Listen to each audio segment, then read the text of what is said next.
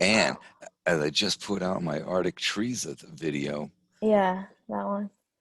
as things get warmer and warmer, plants, instead of drawing down CO2, they get so stressed out that they switch to respiring and not photosynthesizing.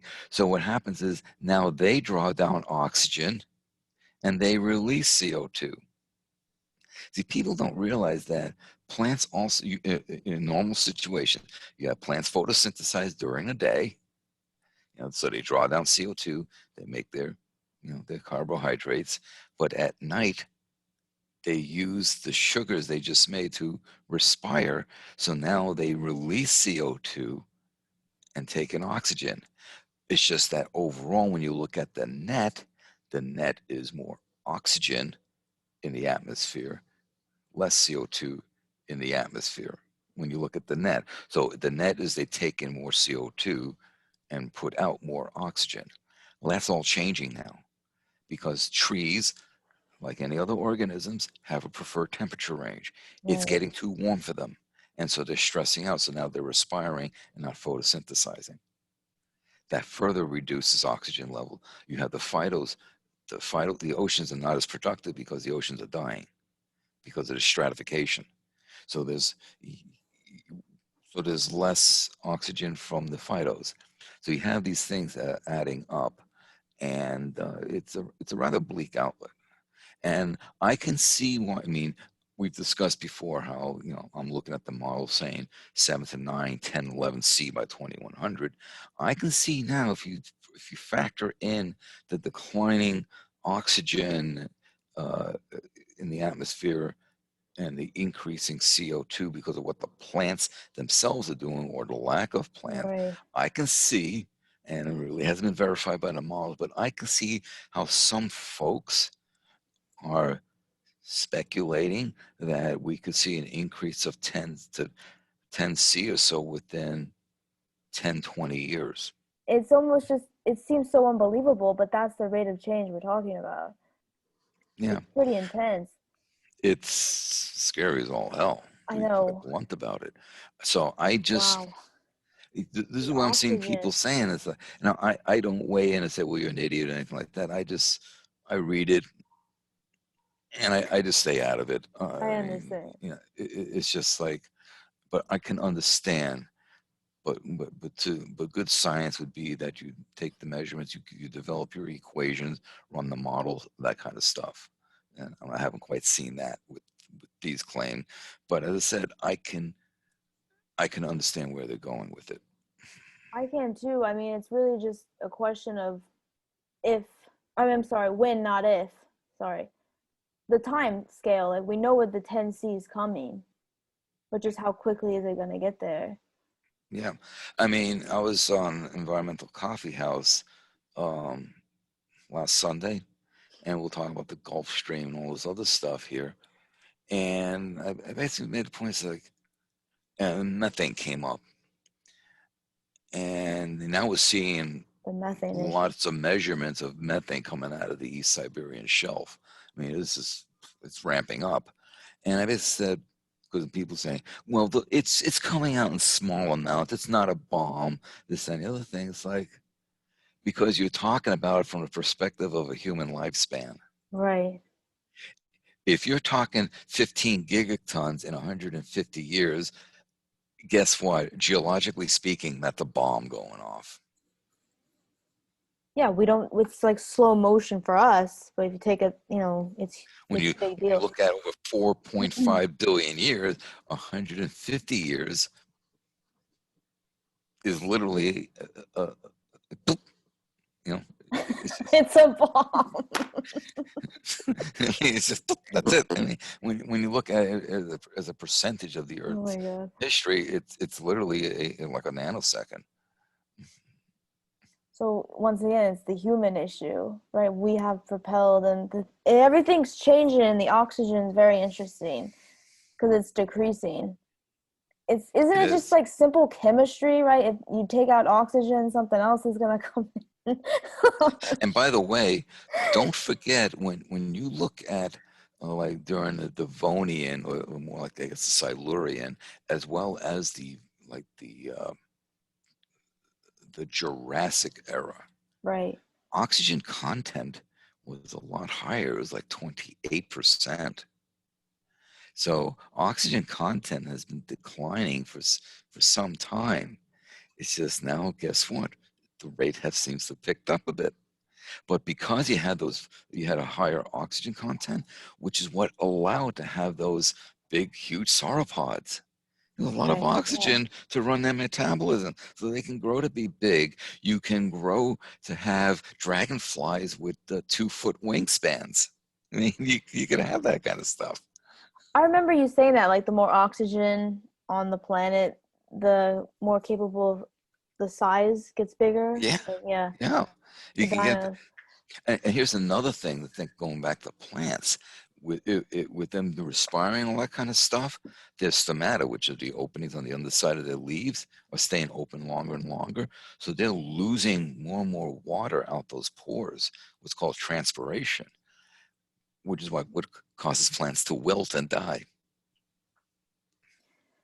This is all very fascinating. I mean, it's the ecosystems that are changing at such rapid rates, and you said they're under stress. And then your videos, the Arctic.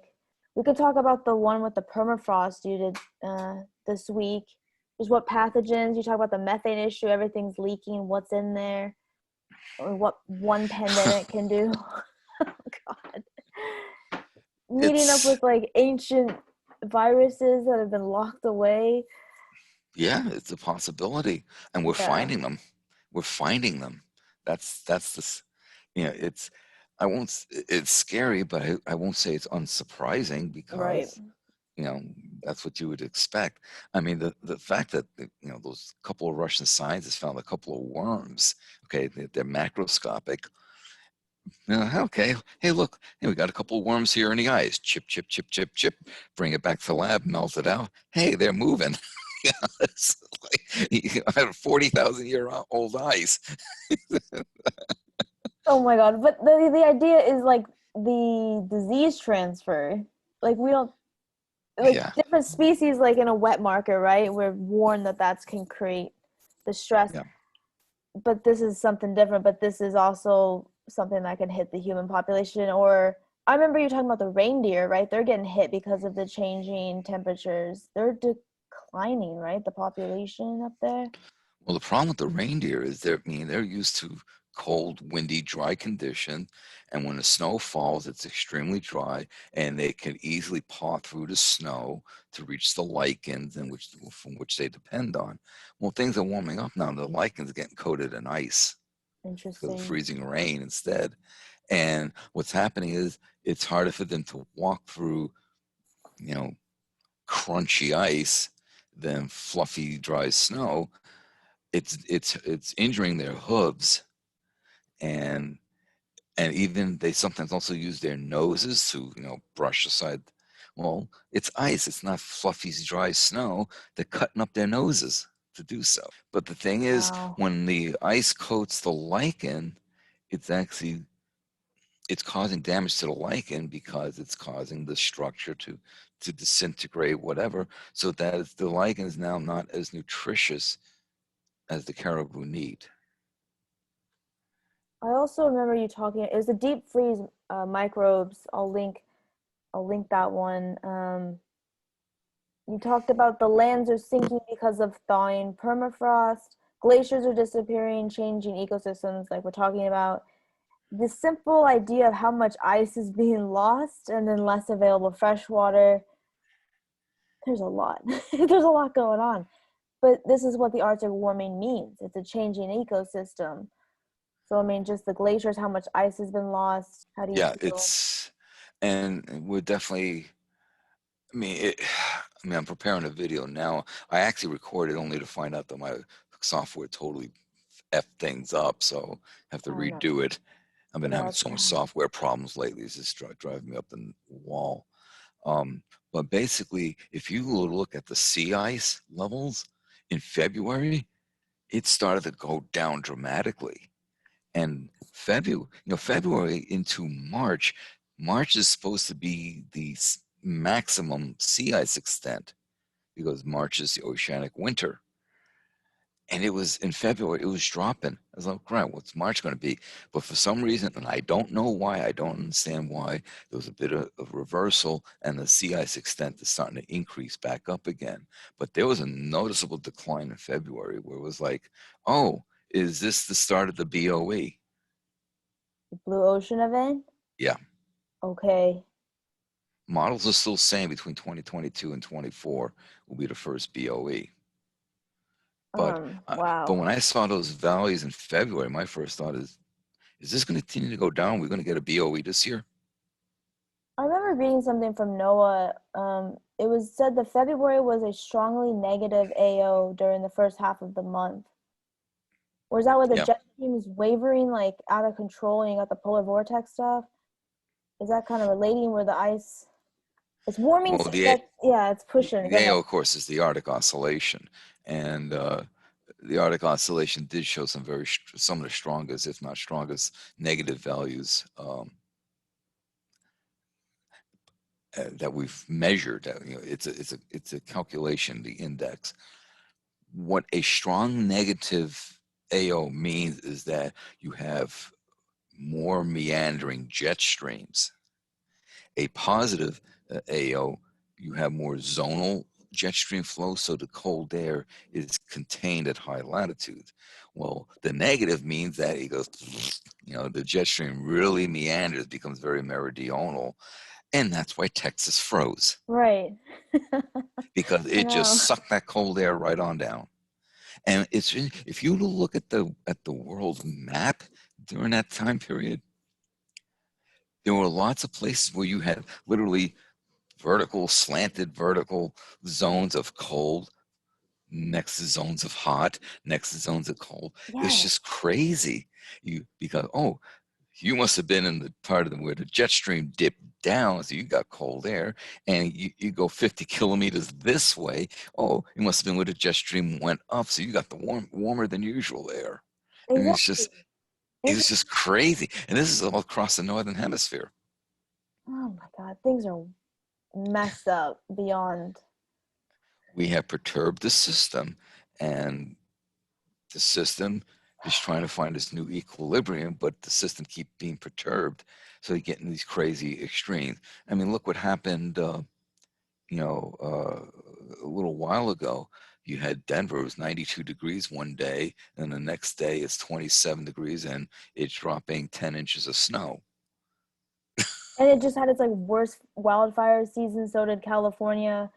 So these states, I mean, everything's on the extreme. We are, At least in our and compass. Yeah. I thinking that the Southwest is is in the middle of a super drought. Yeah, the ones that change like civilization to where they're not there anymore. Which I think was reflected in one of the NOAA graphics you sent. You know, showing extremely, very dry conditions in the like Southern Cal over into the Four Corners region. Oh yeah, You know, that we whole didn't get any Southwest. rain in our supposedly wettest month again. It's just the Yeah, second year in a row. So there's like warnings about wildfires, but there's been no water restrictions. We had a big drought 2012 to 2016 where like the lakes, everything was affected. I was living in Northern California at the time, but um, yeah, there's very limited rain again. I remember like last year that was the case, and now it's like the same thing. But then it gets worse it's because it carries over. But yeah, go ahead. you know, this is just an example. I mean, I've been saying this: wet areas will get wetter, dry areas will get drier. We're seeing it now. I mean, you had the fires, you had this crazy stuff, you know, with the cold coming down to Texas. Look, you literally had cyclonic activity like you know, pearls on a string out in the Atlantic Ocean. You know, it's this one hurricane or at least some sort of tropical depression, tropical storm after another, and of course all making a beeline for Texas. It's like and people leaving California and move to Texas. Might want to rethink that, but I know it's yeah, but yeah, you have that. You've got a the mess. Arctic is warming 3 times faster now. Now is some data saying some spots 4 times faster. You know, so this notion of oh the Arctic is warming twice as fast as the rest of the planet. No, it's 3 times as fast now. It's accelerating. It's gone crazy, And, you know, and then you've got the situation with, as I talked about in the hysteresis video, that even if you could stop the adding CO2 now, reverse the warming, actually cool the planet right down to where it was pre-industrial, you're not going to be able to refreeze all that melting that took place. So yeah, I remember you saying that. Well, you talked about again the 7 to 9 C by 2100 and the underestimating of projections. Damn, what did I see? Oh, there it is. Even if we cool down, not all the ice will refreeze.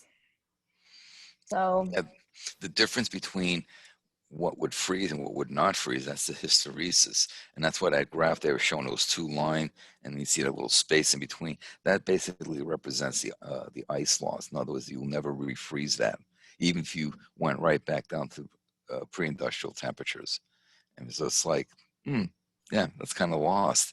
But you know, that video, I tried to run that little animation within the video there, showing how as the planet warms up to 9, 10, 11 C, this is what happens to Antarctica's ice.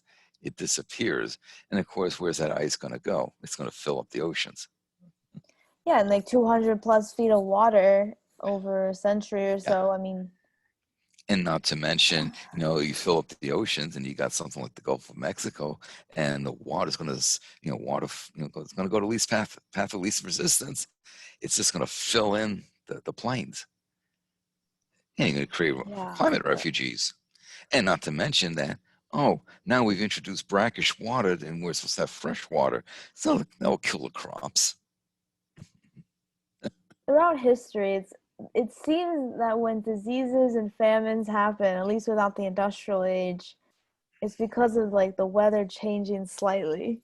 Like the Yeah, population suffered tremendously. yeah. But I mean, humans evolved into a 220, 230 ppm carbon world. That's what humans evolved into. And the climate was really steady if you really analyze it objectively until about 170 years ago when we really started mucking things up. And now, as I said, we perturbed the system such that we got what we got today. And everything's just happening all over the place. It's literally exploding. I can't keep up with it. no, a lot of too much is happening, and it's like compounding issues. And there's Yes. countless examples. If there's a hurricane, then you got COVID on top of it. How we deforest is a problem. Like everything is just like you said, it's chaos theory and perturb the system. It's out of control. And the Um, thing is like, you know, you were talking about carrying capacity earlier. You know, I'm going to say, oh, we're going to have 10 billion people, 12 billion by 2100. No, we're not. yeah, that Because at some projection. point, corrective measures going to kick in. COVID may be an example of a corrective measure kicking in, although it seems to hit the US more so than other parts of the world. I wonder why. Anyway, I know. but the thing is, there will be corrective measures, and those corrective measures are going to be, you know, lack of access to clean water, lack of food, lack of shelter. I mean, as the planet changes, you and as you add more and more people, when people you need land to house the people, but also to create the food. Well, if you're destroying the environment such that people can no longer live where they used to live because it's become too inhospitable, then you're going to have the same number of people, but now there's even less available land. So what the hell what are you gonna do with them? How are you gonna house them? How are you gonna create enough food? But then you won't be able to create enough food, and a lot of people get their food from the ocean. Well, the oceans are dying, so you're not going to get the productivity from the ocean. Crop yields are declining. The nutritional value of whatever crops does survive is declining. You're going to have mass starvation, Which then and leads to diseases based on which leads to disease, yeah. especially as you concentrate people, and you lead to diseases, and the diseases are spread rapidly through such a situation. That was it. James Lovelock. That's I almost said James Clyde. He was the one who developed chaos theory. But James Lovelock, the guy who formulated the Gaia hypothesis, he's come out and said that he anticipates 6 billion deaths by the third quarter of this century. Okay, so from like No, 2050 to 2075. yeah. Okay, So he's saying that he anticipates interesting. 6 billion people will be dead by 2075. That's 3/4 of the world's current population.